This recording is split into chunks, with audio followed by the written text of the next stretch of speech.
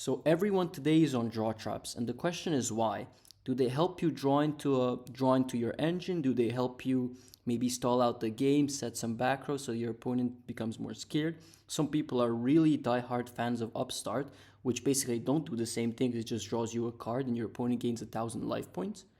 Some people are opting as well for Reckless Greeds, which let you draw 2 cards immediately, but then you have to skip your next 2 draw phases. So all of these cards were experimented with, and currently, draw 1 traps in particular, such as Jar of Greed and Legacy of Yargarasu, they have seen a lot of play in Blackwings. In fact, they've become staples with HD19, who topped or actually won Arbet with 6 of them, so 3 and 3. We've seen Ludovico, I believe. He played 2 at some point. I think he was one of the first people to play it, or that I remember seeing. But yeah, so like, what's the whole point behind these? Is it to draw you faster into your engine? And if so, which one of these are better, right? Like, of course, it depends on which card you prefer and which card fits your playstyle more. But I was wondering, okay, in Blackwings in particular, you have all of these broken one-offs or two-offs like Whirlwind, Dad. For example, if you play Gores, that might synergize with the Jar and the Legacy. And yes, you need to draw into these cards, but I'm wondering how fast, right? Some people are saying, yes, if you play Upstart, you get an immediate card. But something that I wanted to explore is actually how fast you get to your power cards. So I realized that the only way to really do that is just to kind of run a simulation. So not really go through the old logs or not really just hypothesize about it. Because often when I was on Upstart, I would find myself actually activating it. I would rip like a Whirlwind or Dad, and I would say, oh, this is the best card ever, because if it was a draw trap, I would see this next turn, right? But that's not always the case. So I wanted to know mathematically what is the actual mean turns or the average turn in which you see one of your power cards that I decided to select, and just simulate that with just running draw traps or just running Upstart to see what's the difference between these two. Now, as I write here, for example, Upstart gets you in theory faster, but does that really matter? And how much of extra turns are you getting with the specific card that you're basically drawing into? So yeah, as I said, I kind of wrote just a simple Python script to run the simulation. I've ran 12 configurations, so basically Upstarts and draw 1 traps. I haven't really tested Reckless Greed because it frankly hasn't seen much play, and also it's harder to code because then you have to skip the turns and then you can stack them and stuff. So I just didn't want to do that. So yes, draw 1 traps and Upstart, and I just wanted to see, okay, in this case, since honestly I'm kind of biased and I really like Blackwings and I kind of wanted to do it for myself as well, I set myself a goal of seeing Black Whirlwind, but of course it could be any other broken card. It could be a part of your engine as well, which is a very important aspect. But I just wanted to see, okay, if I were to play Upstarts and if I were to play draw traps, how fast would I see my Black Whirlwind in theory? In how many turns, right? That was my kind of, not a hypothesis, but more of like a research question. So I created the simulation. I ran it for like, 100,000 runs for each configuration. And the run is basically you draw a hand. If you have an Upstart in that hand, you play it, you draw another one. If you have a draw trap, by the end of the turn, you would basically get an extra draw in the draw phase of next turn, because the simulation was ran in such a way that you don't hold the draw traps. You just set it, next turn flip it, right? Which is a bit of an oversimplification, I have to agree, because sometimes you want to hold it. But but it was kind of difficult to code that in, right? Because it depends on the play and it's not just about drawing. So yes, you set it, next turn it basically activates it, it draws a bunch of cards. If it has Upstart, it plays them. If it has draw traps in hands, it sets them. Next turn activates them, draws, basically repeat the cycle until you see a Black Whirlwind. In this case, I have 2, but the simulation could be repeated with, like, for example, searching for Dad, right? Or it could be searching for whatever you want. It's just basically to see something.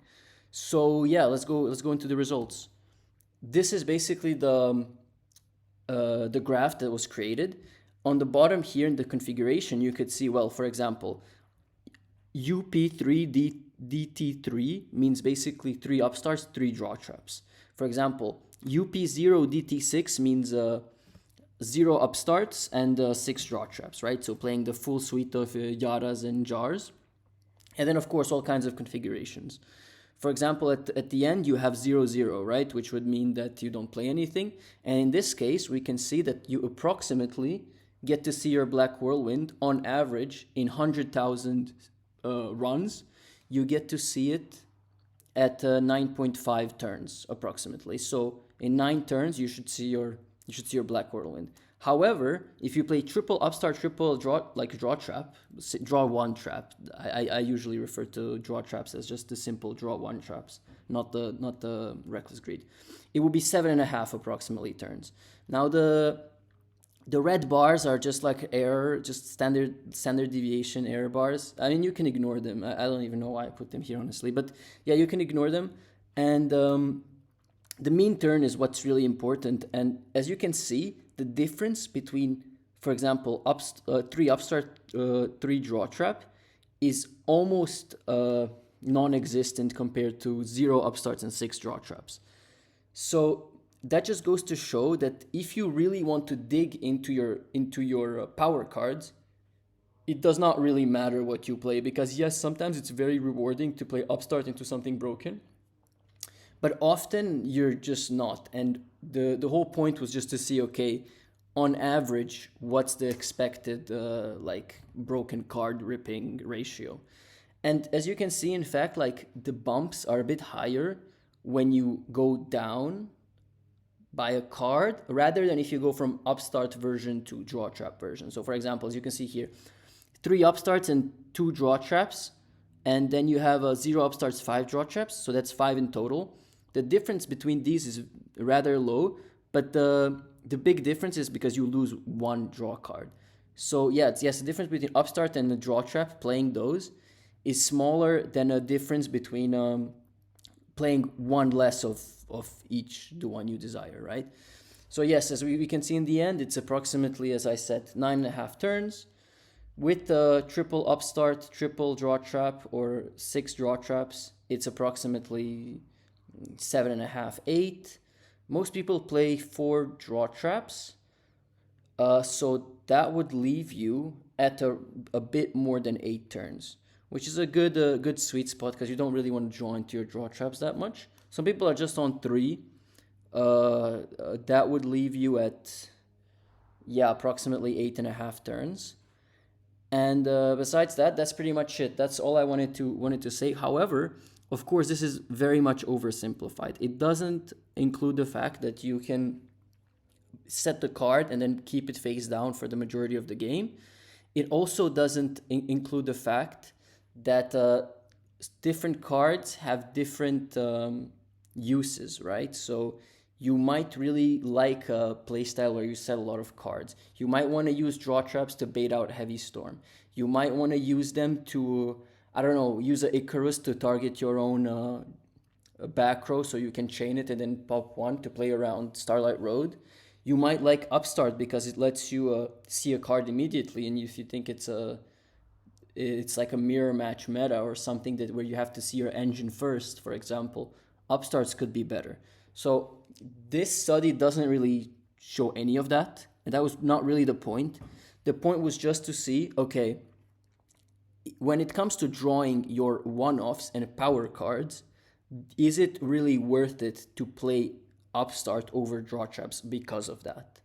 And I think the conclusion is not really, because as you can see, the difference is rather small, and on a large enough sample size, which is like 100,000 simulations, you can see that the difference is almost non-existent. So yes, when it comes to drawing your power cards, it does not really matter on average, because for every time you could say, yes, if I play Upstart, I can draw into it, and it's obviously better than playing a draw trap.